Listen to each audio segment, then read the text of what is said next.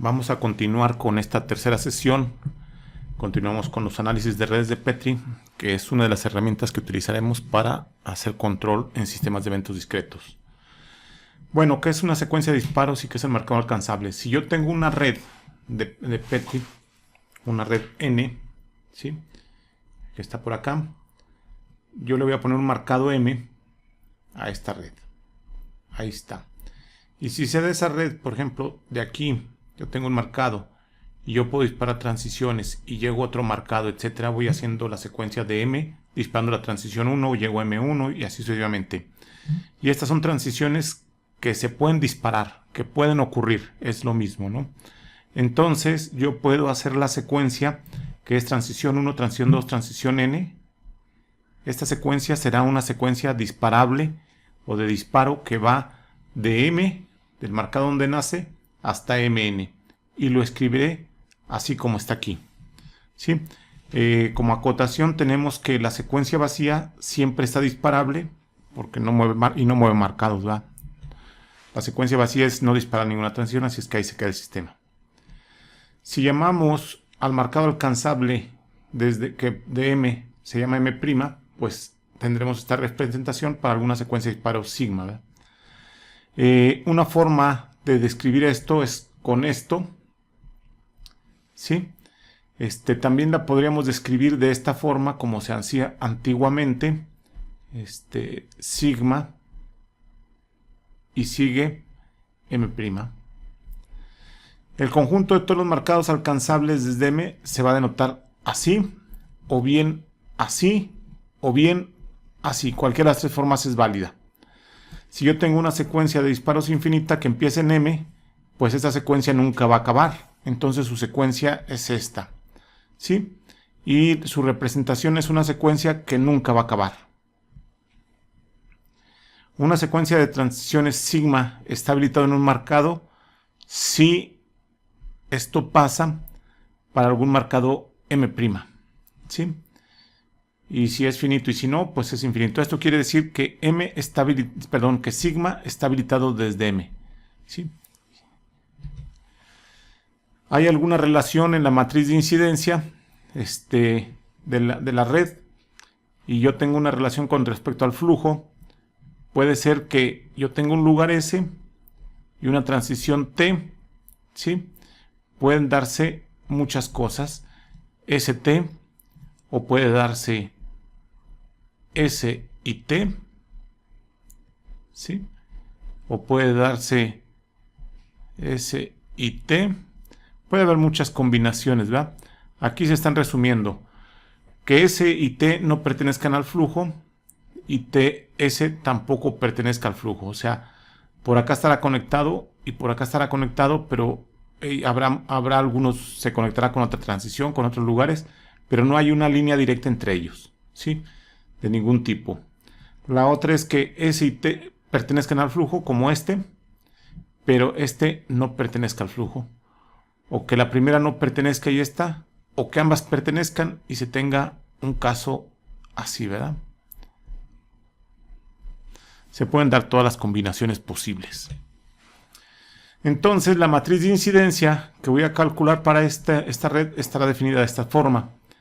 Dice que la matriz será una matriz C que tendrá tantos renglones como lugares S hay, porque aquí están, ¿sí? Y tantas columnas como transiciones hay. Y en una columna particular, por ejemplo, para el lugar S y la transición T, en esta intersección, esta entrada podrá tener el valor 0, menos 1 o 1. O sea que esta matriz, así como la estamos definiendo ahora, solo podrá tener valores de 0, menos 1 y 1. En este curso nosotros estaremos viendo este tipo de redes ordinarias donde los pesos de los arcos son 0, menos 1 y 1, pero fácilmente se pueden extender a redes con pesos en los arcos mayores de 1 o menores que menos 1. Bueno, tendrá un 0 si S y T no pertenecen al flujo y T y S no pertenecen al flujo. Es decir, las transiciones no están conectadas para nada. O tendrá un 0 si ocurre esto, ¿sí? En cualquiera de los dos casos hay un 0. ¿Por qué? Porque el disparo de esta transición T no le haría nada a este lugar. Por eso ponemos un 0. Y en este caso, el disparo de esta transición le quita una marca y le pone una marca. Es como si no le hubiese hecho nada. ¿Sí? Tendrá un -1 si ese T pertenece al flujo. O sea, si S y T pertenecen al flujo. Eso quiere decir que el disparo de esta transición le va a quitar. Por eso es el -1. Y no le pone marcas. Y 1 positivo si ocurre este caso, ¿verdad? El disparo de T le agrega marcas a S. Y así se define la matriz de incidencia. Alternativamente, nosotros sabemos que podemos definir la función pre de T1 que tiene un 1 si existe el arco que va del lugar 1 a T1. Por ejemplo, aquí tengo un 1 en esta posición y 1 en esta posición porque hay arco del lugar 1 a la transición 1 y del lugar 4 a la transición 1. Los demás no hay arcos que vayan hacia acá, entonces tendrán 0. El post de T1 son estas salidas, las salidas posteriores de T1. En este caso van al lugar 2 y al 5, por eso en la posición 2 y en la posición 5 hay 1 y todas las demás son 0. Entonces, haciendo estas funciones yo puedo formar una matriz de todos los pres, pre de T1, pre de T2, etc. y las post. La matriz de incidencia se define como post menos pre y da lo mismo, ¿no? que tenemos en el caso anterior. Bueno, si yo tengo una red de Petri, una estructura de red de Petri y tengo el vector de Parik, que es una asignación de números naturales a cada transición, ¿sí? Entonces, si yo tengo una secuencia sigma, por ejemplo esta, vamos a suponer que tenemos 4 transiciones, ¿sí? Yo podría formar un vector de Parik sigma. Como es de 4 transiciones, tendré 4 posiciones. Y en cada posición tendré el número de veces que se dispara cada transición en la secuencia. Es lo que tiene el vector de Parik.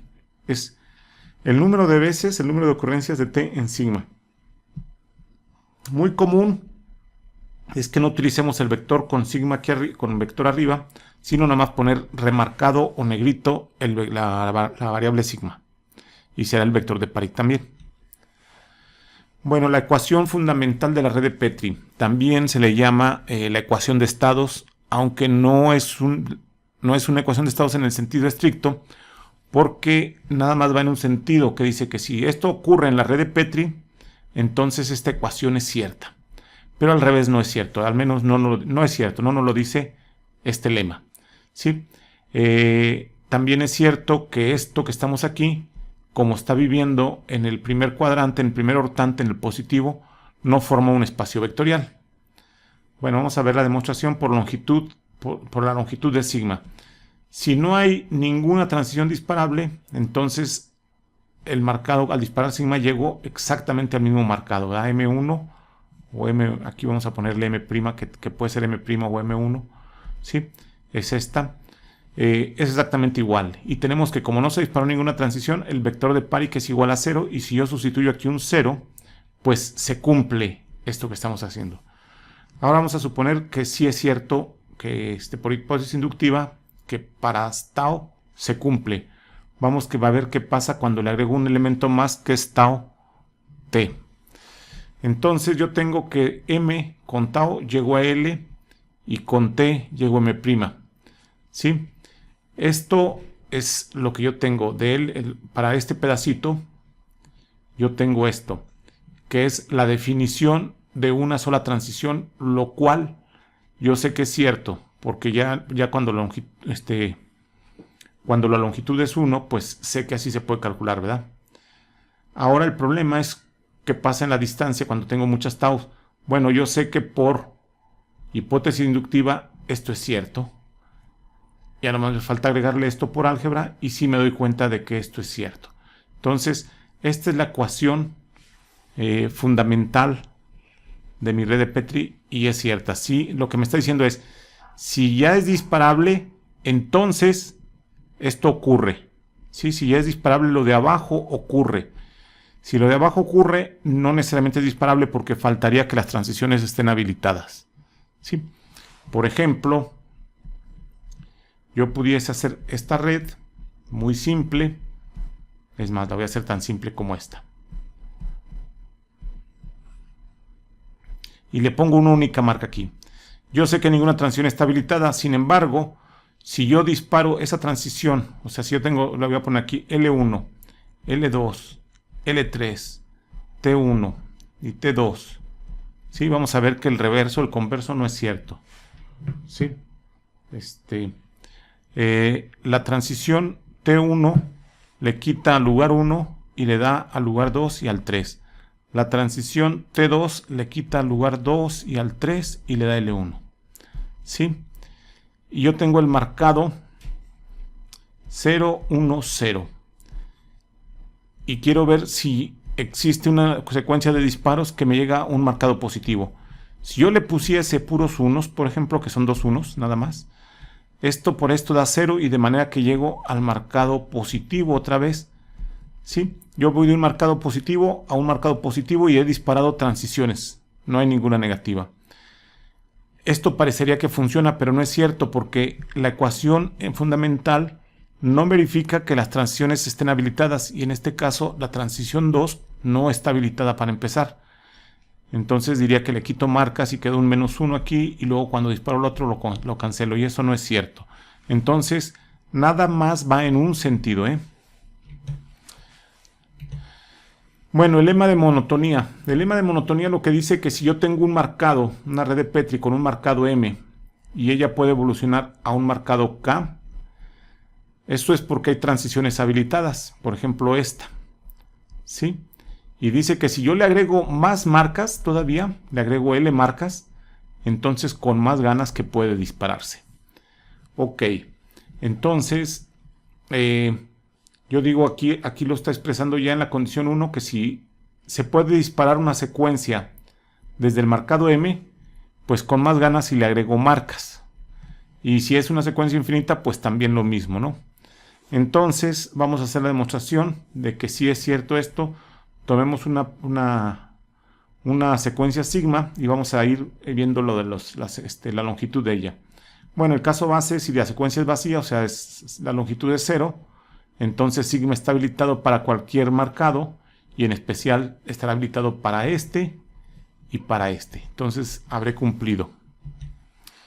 Vamos a descomponer la secuencia en estos dos y por hipótesis inductiva vamos a suponer que para tau se vale y que, bueno, ya se cumple. Y vamos a ver qué pasa cuando se le agrega la transición T. Bueno, sin pérdida de generalidad, pues podemos suponer que de M pasa a M', 2' cuando pasa este. Y T llega a esto. Por la hipótesis inductiva, se puede disparar desde algo mayor. Vamos a ver si cuando se le agrega una T también puede ser. Bueno, por la regla de disparo y como M' habilita T, entonces M' más L también habilita T porque hay más marcas, ¿sí? Y por el lema de la ecuación de marcado, el disparar esto se calcula como esto, ¿sí? Con esta nueva aquí.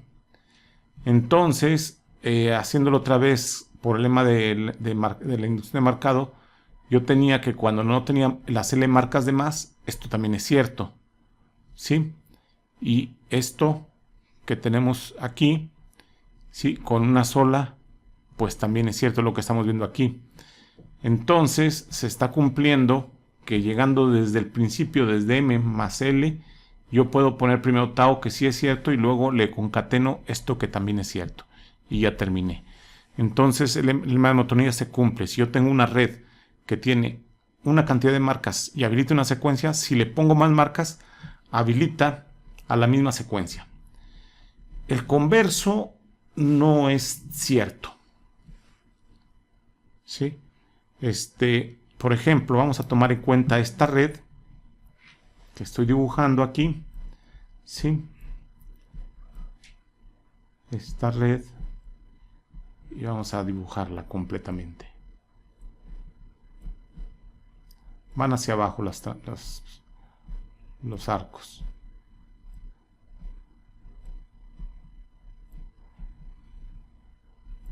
Si yo tengo una marca y tengo un circuito de regulación aquí que apunta hacia acá y luego regresa y aquí tiene una marca, ¿sí? Se podrán dar cuenta de que Esa secuencia, vamos a ponerle letras para no empezar a numerar, que se puede hacer también, pero para hacerlo más rápido. A, B, C y D.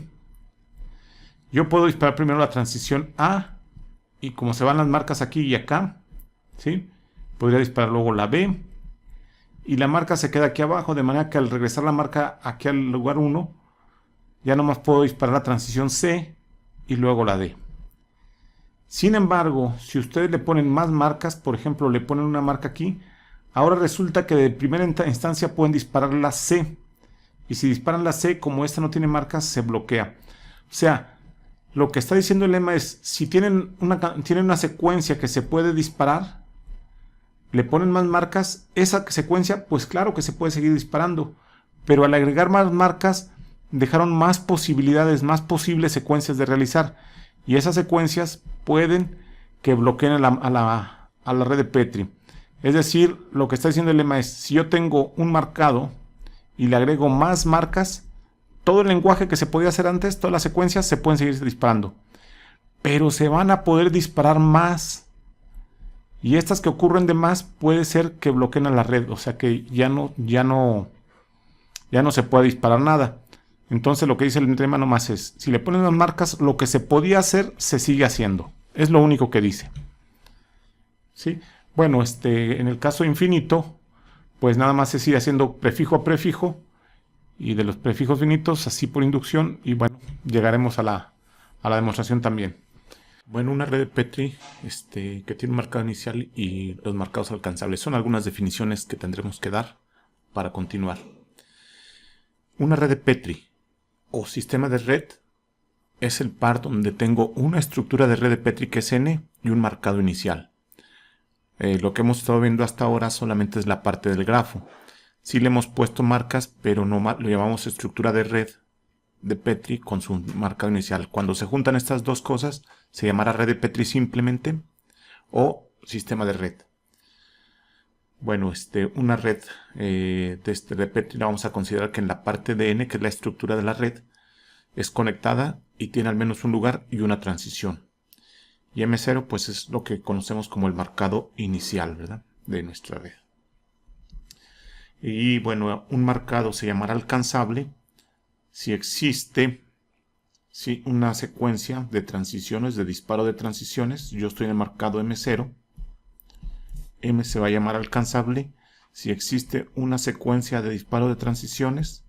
Aquí está T1, T2, etc. ¿Sí? Que desde el marcado inicial puedo llegar a él. Una definición alternativa a la red de Petri es la siguiente.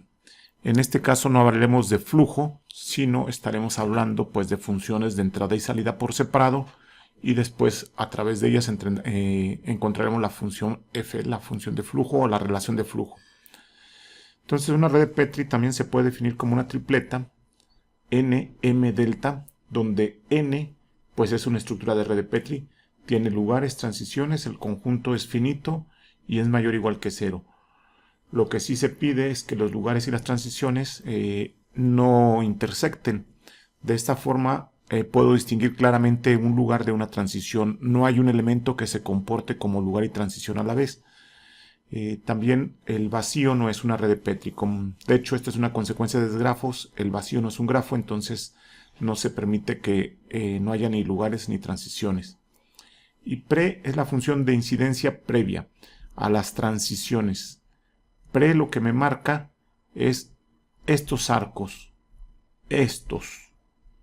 los que van de los lugares a las transiciones. Pre es previa a las transiciones y post es posterior a las transiciones. Me marcará estos arcos.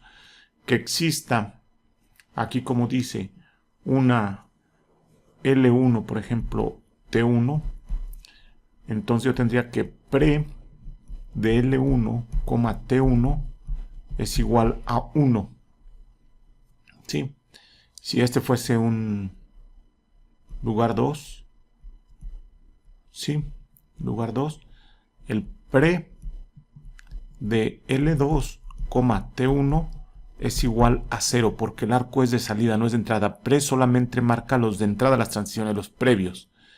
En cambio, pues sí, el post de L2T1 sí es igual a 1 porque es el posterior. En este caso de esta definición, como podemos ver, podemos poner pesos en los arcos. Por ejemplo, aquí un 2 o un 5.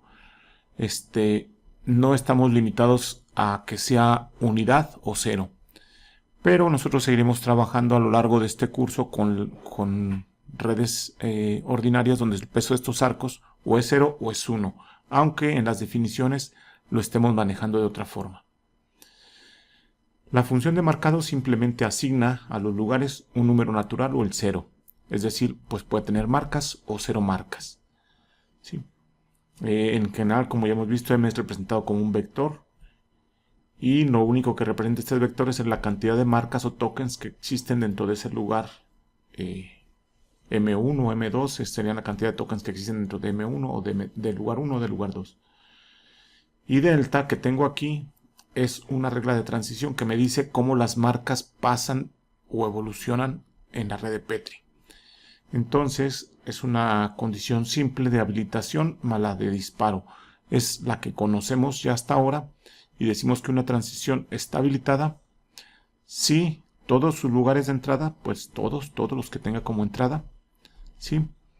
El número de marcas en estos lugares es mayor o igual que el peso de los arcos. Si nada más es 1, como lo vamos a estar trabajando, pues tendría que tener al menos una marca. Pero si hubiese un peso 3, pues tendría que tener 3 o 4 marcas para que esto estuviese habilitado. Y así en todos. Se necesita que todos cumplan con la regla simultáneamente. Y el disparo de una transición, por ejemplo la transición TJ, provoca que le quite marcas a los lugares de entrada y le ponga marcas a los lugares de salida, tal como sabemos hasta ahora. La ecuación fundamental de la red de Petri sigue siendo válida, salvo que aquí la matriz C la vamos a definir directamente como la resta de post menos pre. ¿Sí?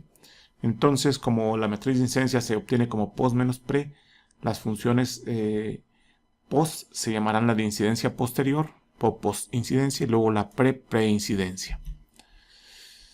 Las propiedades que nos dan la red de Petri son variadas. Podemos estudiar varias cosas: propiedades de seguridad, propiedades de vivacidad. Las propiedades de seguridad nos dicen que algo malo no va a ocurrir. Las propiedades de vivacidad nos dicen que algo bueno va a ocurrir. Y hay más propiedades para las redes de Petri. En este caso tengo aquí 4 propiedades: vivacidad, acotamiento, ciclicidad y ausencia de bloqueos. Vivacidad toma el nombre de las propiedades de vivacidad también, pero aquí en redes de Petri es una definición particular. Es la siguiente: un sistema es vivo, es una red de Petri con un marcador inicial, es vivo si para cualquier marcador alcanzable de M, desde M0, o sea, me está diciendo, yo tengo aquí M0, y para cualquier marcado alcanzable, este es un marcado alcanzable, M1, M5, los que sean, ¿sí?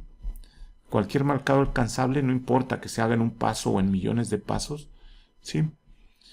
Y cualquier transición T, si yo estoy en este marcado alcanzable, siempre existe de aquí el disparo para llegar a otro marcado primo, tal que este habilita la transición T, ¿sí?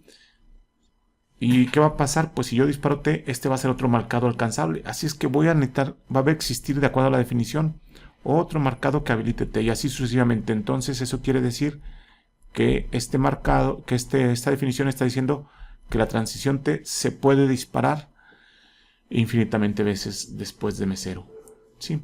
Por eso necesitamos sacar, no decir que es disparable desde M0, porque si es disparable desde M0, pues con una vez bastaría. Pero hacerlo así, de sacarlo y luego llegar a otro, esto querría decir que la transición T se puede disparar siempre. Y un sistema será vivo si todas las transiciones son vivas. Un sistema es libre de bloqueo si cualquier marcado alcanzable habilita al menos una transición. ¿Qué quiere decir esto? Que yo estoy en el marcado inicial, disparo, y una red que es libre de bloqueos llegará a otro marcado. Tal vez no se puedan disparar todas las transiciones como pide vivacidad, pero que seguramente al menos una se puede disparar y continuar siempre, ¿sí?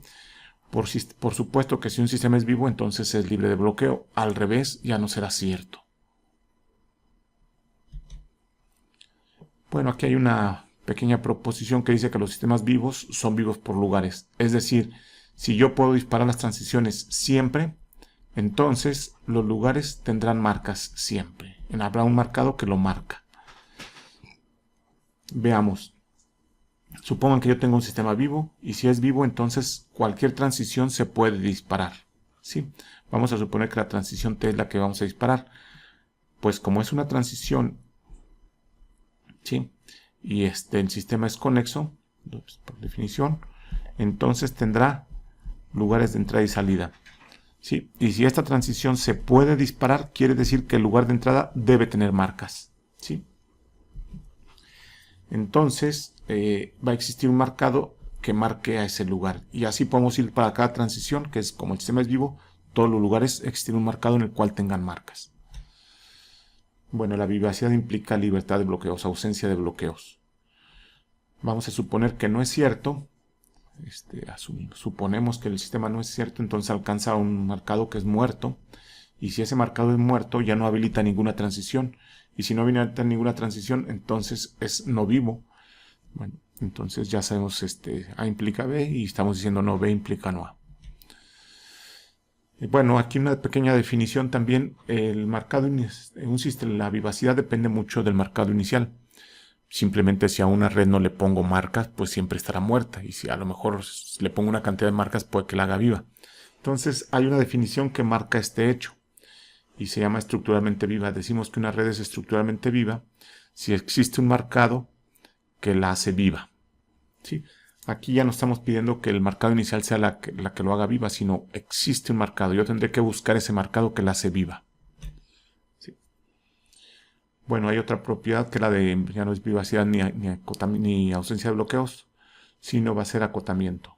Y simplemente un lugar es acotado si para cualquier marcado alcanzable, yo estoy en el marcado inicial, puedo alcanzar o puedo alcanzar otro, etcétera. Para cualquier marcado alcanzable, la máxima número de marcas que recibe ese lugar es B. ¿Sí? Y B está acotado. Bueno, el lugar está acotado si pasa eso. Y un sistema estará acotado si todos los lugares son acotados. ¿Sí? Ahí está, un sistema B acotado. Si es B acotado, si ninguno de sus lugares tiene una marca mayor que B. Bueno, hay propiedades elementales de los sistemas acotados. Y él dice que cualquier sistema acotado es B acotado para algún B. ¿Sí?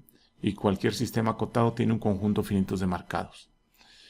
Y en ambos casos dependen de la finitud del conjunto de lugares. Es decir, que tengo un número finito de lugares. Pero eso es por definición una red de Petri. Entonces, para el primer caso, B puede ser elegido como la máxima cota de todos los lugares. Como yo tengo que el sistema es acotado, me fijo en todos los lugares, en todas las cotas máximas que existan y pues lo tomo como el cota del sistema. Y ahora imaginen al revés que el sistema es B acotado. Entonces tengo un lugar, tengo otro lugar, tengo otro lugar. ¿Cuántos marcados diferentes podré poner? Pues esto, B más 1 por el 0 de que todos pueden estar marcados a la cantidad de lugares que tenga. Si todos tienen una marca, pues nada más habrá 3 más 1. Si todos tienen una marca, a lo más será 2, ¿sí? A la 3 en este caso. ¿Por qué? Porque podría darse la combinación todos desmarcados. La combinación así. Y bueno, si ya ven esto, pues son 2 a la 3, que son 8.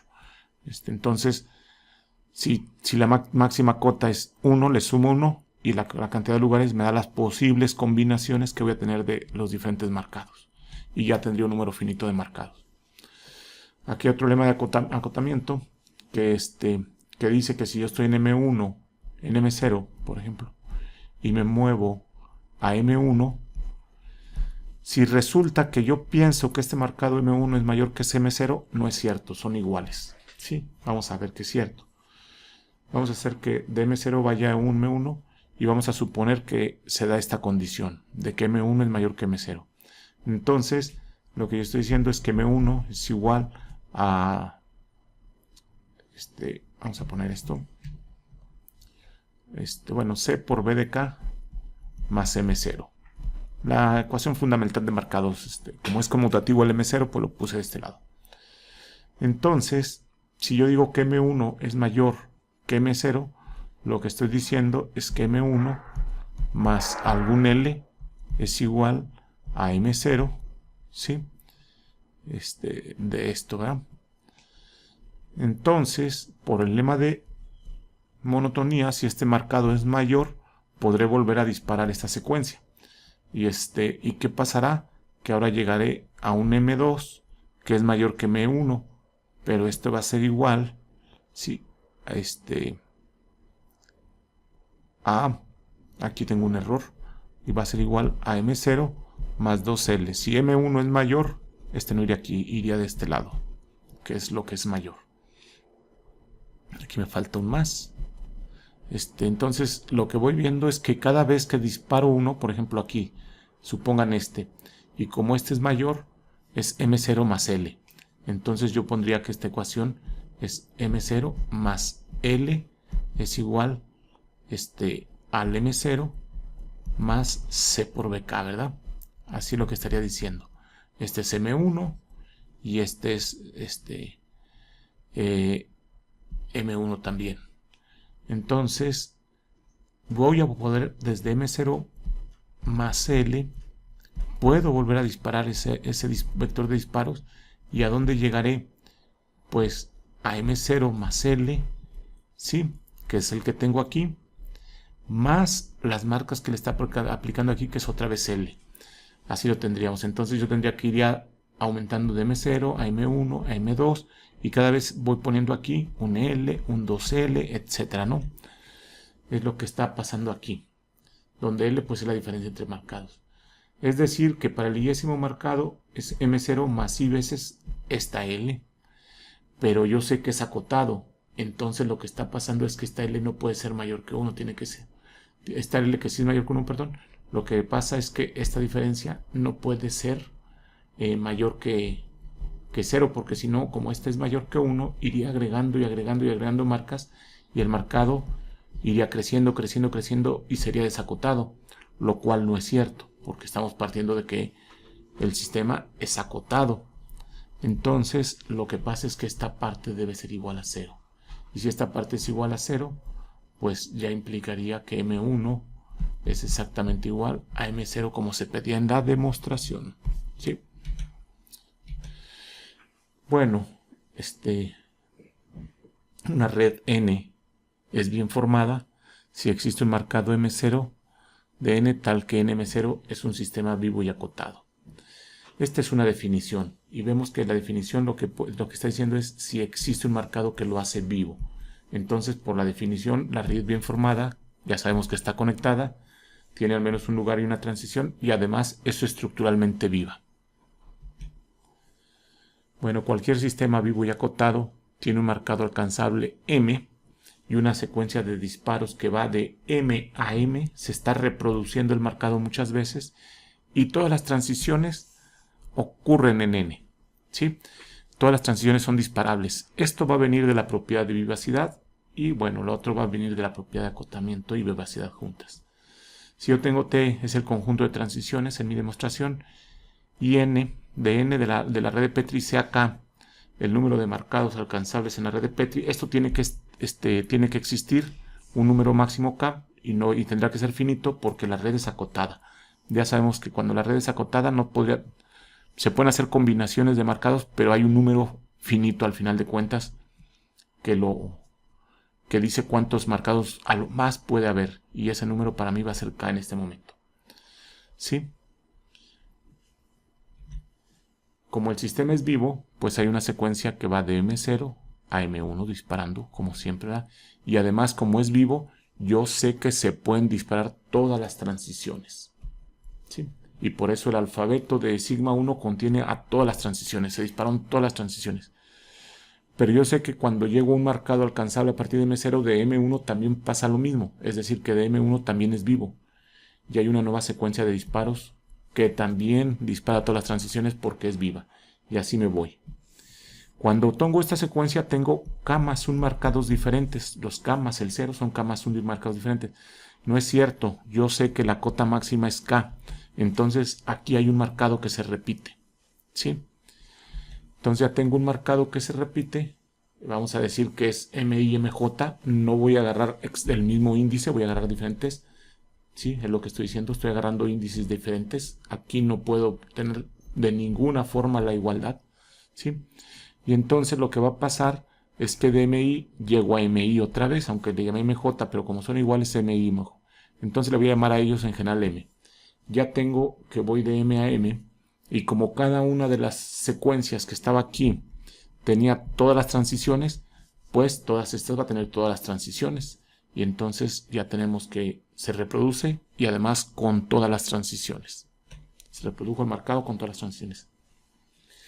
Una red bien formada es fuertemente conexa. Si yo tengo una red bien formada, bueno, sé que es conexa, pero no fuertemente conexa, es conexa o débilmente conexa. Y tengo un M0, un marcado tal que es vivo y acotado. Ya sabemos que esto existen, ¿verdad? Como N es bien formada, es débilmente conectada.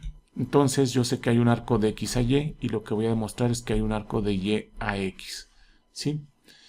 Bueno, tomando el marcado que hace viva la red, entonces existe un marcado M y una secuencia de disparos que pasa de aquí, tal que cada transición ocurre en sigma al menos una vez. Es justamente el lema de reproducción que tenemos, ¿no? Que del marcado vuelvo a visitarlo y tiene el alfabeto de todas las transiciones. Como el marcado M es reproducido por sigma, habilita la secuencia infinita sigma, sigma, sigma. O sea, esto si ya pasó, puedo seguir yendo a sigma y M y sigma y M. Entonces es una secuencia así infinita. Vamos a considerar dos casos. Que X sea un lugar y Y una transición. ¿Sí? Y después consideramos el caso contrario. Para algún lugar S y alguna transición. Entonces construimos un conjunto aquí que va de T. Vamos a la demostración, pues vamos a tratar de construir el camino de T a S para tener la fuerte conexividad. Entonces lo primero que hago es definir un conjunto, ¿sí? Que empiece en T, ¿sí? Un conjunto de transiciones que empiece ahí en T, y lo que va a hacer es voy a ir agregando esta transición. ¿Por qué? Porque hay un camino de T a T. Y así voy agregando transiciones cuando hay camino, y si no hay camino, pues no las agrego. Entonces tengo todas las transiciones que hay un camino de T a ellas, y el complemento, las que no tienen el camino. Lo primero que vamos a afirmar es que de M yo puedo ir a M disparando solo transiciones en B, es decir, las que están en este camino, ¿sí? Y que también es una secuencia de disparos que va de M. Bueno, si dice que si sigma no contiene transiciones de U, esto sería cierto, ¿no? O sea, si sigma de las que definimos al principio no tiene transiciones de aquí, pues todas estarían en el camino. O si U es vacío, pues todas estarían en el camino. Entonces sería cierto. Lo que hay que considerar es cuando sigma también tiene transiciones de U, ¿verdad? Que no es la secuencia vacía. Fijémonos de la definición que esto pasa. Las transiciones que tienen salida dan lugares y los lugares vuelven a tener transiciones. Si eso pasa, estas transiciones están dentro de B porque estas son las que hay camino. Yo si ya tengo una transición que está en B, como esta, y saco su posterior, sería un lugar, y al lugar le saco su posterior, sería una transición. Si esta transición ya estaba en B, porque es de la que estoy tomando en cuenta, pues ya había un camino desde T hasta ella. Entonces, al hacer esto, esta transición, pues también tiene ese camino. Por eso, todo eso está incluido en B. ¿Sí?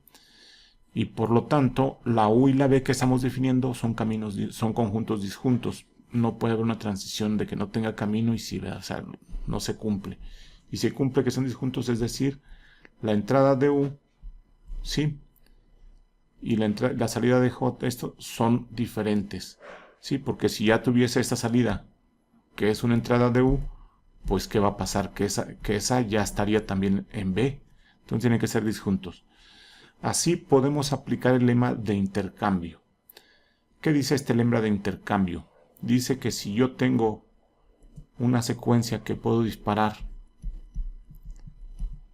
¿sí? T1, T2, y aquí la voy a poner abajo, T3, T4, por ejemplo.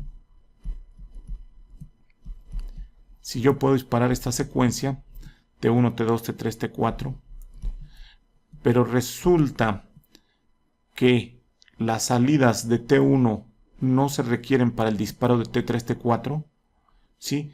Querría decir que estas están habilitadas desde el principio, ¿verdad? ¿Sí? Si no necesito esto, entonces estas están habilitadas desde el principio, ¿sí? Y yo lo que podría hacer es, en vez de disparar esta, podría disparar esta que está acá abajo, ¿sí? Y podría hacerlo para cualquier secuencia. Por ejemplo, si sigma le pasa eso, yo podría adelantar todas las disparos de U en esta, etcétera. Y entonces, pues esta secuencia de puras U's también está habilitada desde M, ¿sí? Y si está habilitada desde M, bueno, pues yo tengo que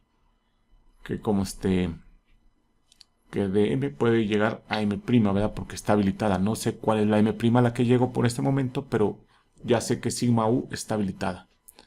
Y además puede ocurrir infinitamente, o sea, puede estar ejecutándose una y otra vez, ¿verdad? Porque pues ya sabemos que no está, no necesita el disparo de las transiciones en B para que se den, ¿sí?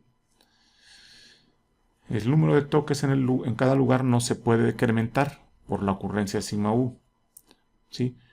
Porque esto es alguna secuencia infinita y no estaría, como se llama, viva nuestra red, ¿verdad? Llegaríamos a un marcado muerto. Entonces lo que tenemos es que ese marcado debe ser mayor o igual que M, pero por el lema del acotamiento tampoco podemos estar incrementando marcas, entonces lo que deben ser es que son iguales. Entonces, al intercambiar el lema a esto, producimos que vamos así, con M.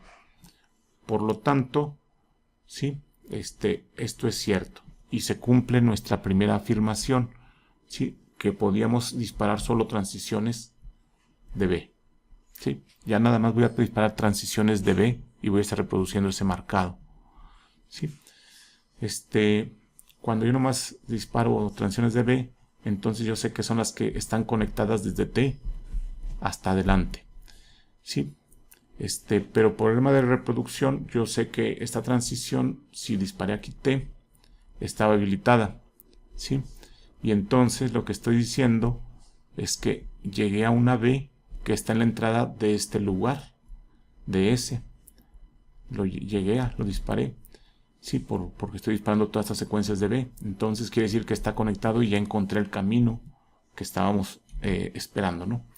En el otro caso, cuando este ya no es un lugar, sino es una transición y el otro de Y es un lugar, bueno, vamos a construir un camino ahora de S a T, ¿sí?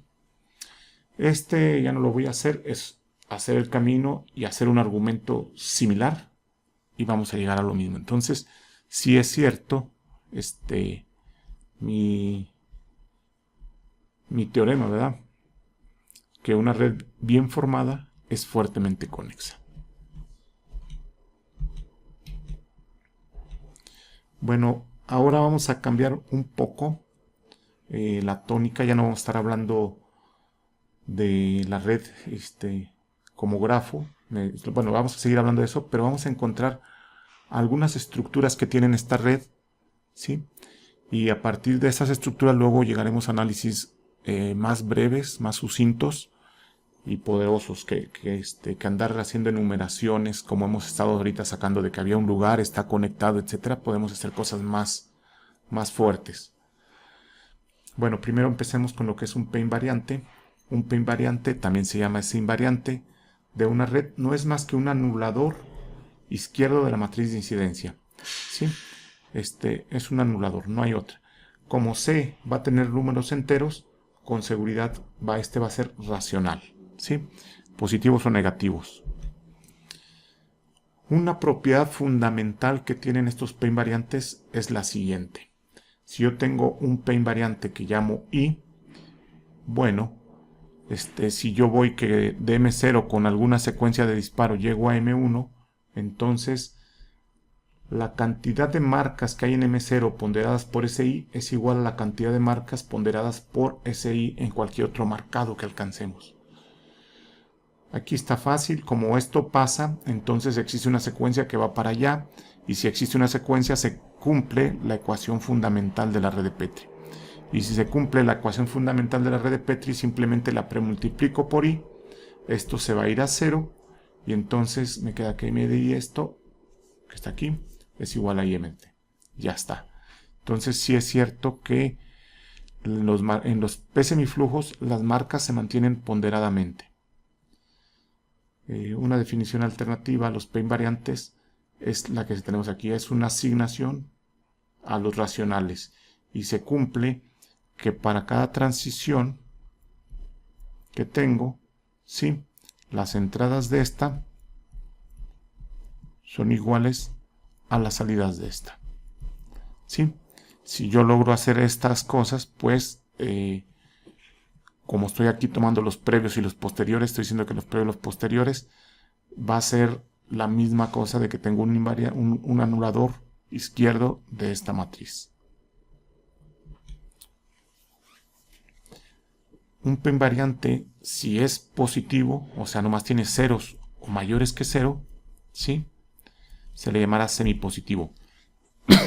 También se le llamará semiflujo. P semiflujo. Es lo más común que existe, llamarle P semiflujo. Y pues yo puedo tener un P semiflujo, por ejemplo, 1, 0, 1.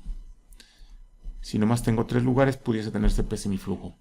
Entonces soporte este P semiflujo y se va a anotar así. Si este es I, pues se va a denotar así como I con estos pico paréntesis.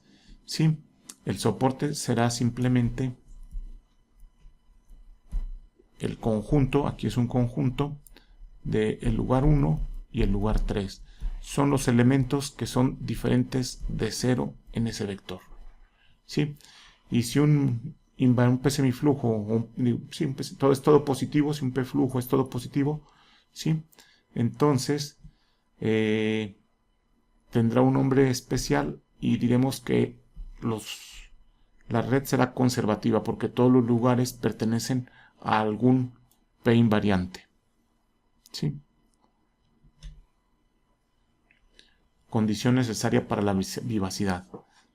Si yo tengo un sistema que es vivo, ¿sí?, entonces cualquier P invariante semipositivo de I satisface esta condición. Este es un solo sentido, no es cierto en el sentido contrario en general. Si yo tengo un P invariante semipositivo y sea ese un lugar del soporte, entonces como la vivacidad implica, ya sé que el sistema es vivo, implica vivacidad por lugares, entonces existe algún marcado que marca cada lugar de ese. ¿Sí? Pasa esto. Y como es semipositivo, ¿sí?, y yo sé que cumple con esta condición, en ese lugar en especial yo sé que nació entonces con marcas. ¿Sí? Tiene que tener marcas. Si aquí ese tenía marcas, ese conjunto de lugares, ese no es un lugar. Sí, ese es el conjunto de lugares que están aquí adentro. Entonces, si... no, perdón, aquí dice que ese es un lugar. Yo tengo un invariante semipositivo y sea un lugar de este soporte. Yo sé que por vivacidad, por transiciones, se va a tener vivacidad por lugares y entonces voy a marcar eventualmente a ese lugar. ¿Sí?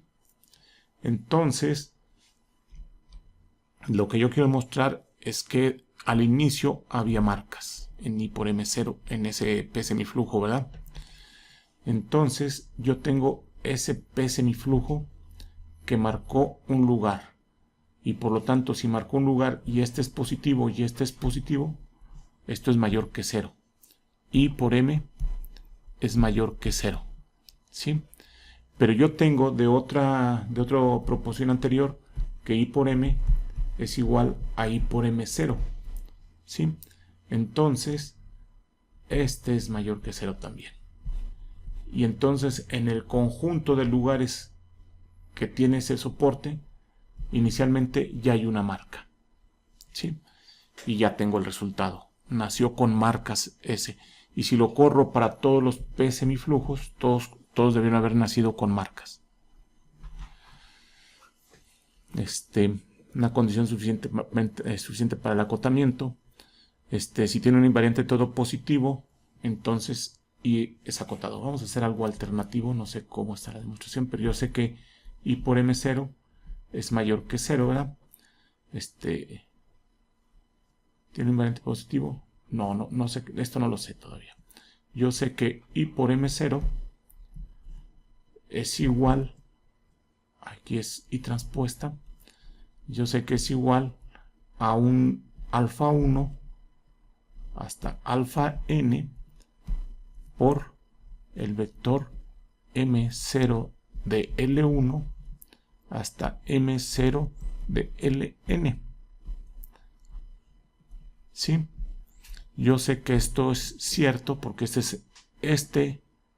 es el invariante I y además todos ellos son mayores que 0 porque es positivo. ¿Sí? Entonces, este es igual a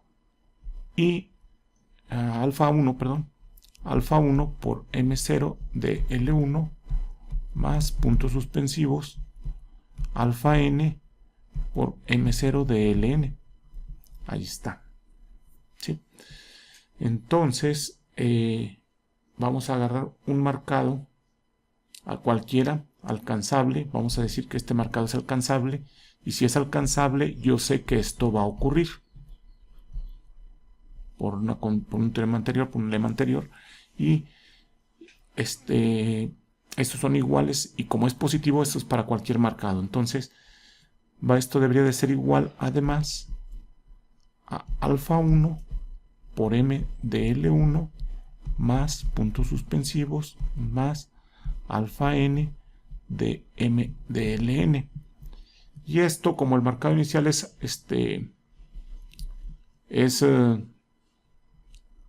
un número finito de marcas, esto tiene esta multiplicación de acá. O sea que todo esto da acá. ¿Sí? Entonces, ¿qué pasa si yo quiero ver el acotamiento de cualquier lugar? Por ejemplo, de alfa i por M de Li. ¿Qué va a pasar? Yo sé que alfa i no es 0. Y todos los que estoy quitando de aquí, sí, los voy a quitar. Y entonces me va a quedar esta desigualdad. Que alfa i por M de Li es menor o igual que K. ¿Sí? Menor o igual que K. ¿Esto por qué? Porque los que yo quité pueden ser 0 o mayores que 0. ¿Por qué es en 0? Porque este número es 0. O mayores que 0 si este número es diferente de 0. ¿Sí? Entonces, lo que va a pasar es que este número, entonces yo estoy quitando números positivos, entonces este número que es menor que este número positivo es menor que ¿quién? Que K. Ahí lo dice. Y si ya lo paso dividiendo el alfa i, yo ya tengo que M de Li en cualquier marcado siempre es menor o igual que K entre alfa i. Entonces ya tengo que ese lugar es acotado y como Li es cualquier lugar, el sistema será acotado.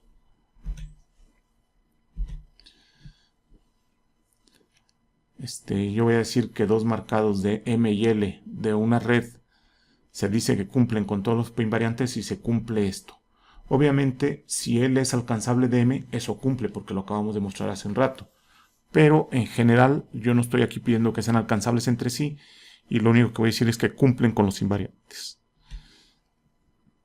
Bueno, una proposición que tengo aquí es que para que M sea alcanzable de M0, entonces es que cumplan con todos los P invariantes. ¿Sí? O sea, si aquí yo nomás dije cumplen, pero para que L sea alcanzable desde M0 es que deban cumplir con los P invariantes. Si no cumplen con los P invariantes, aseguren que ese marcado no es alcanzable desde M.